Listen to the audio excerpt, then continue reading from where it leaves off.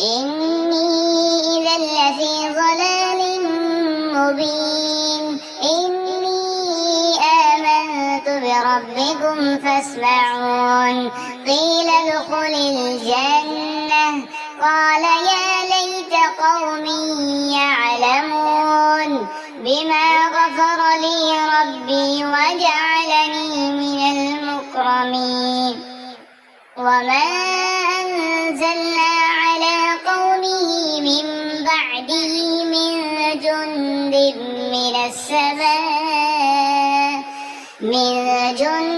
من السماء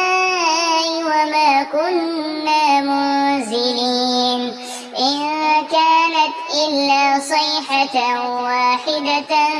فإذا هم خامدون يا حسرة على العباد ما يأتيهم من رسول إلا كانوا به يستهزئون ألم يروا كم أهلكنا قبلهم من القرون أنهم إليهم لا يرجعون وإن كل لما جميع لدينا محضرون وآية لهم الأرض الميتة أحييناها وأخرجنا منها حبا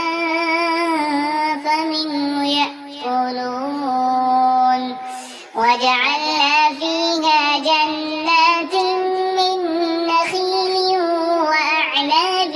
وفجرنا فيها من العيون ليأكلوا من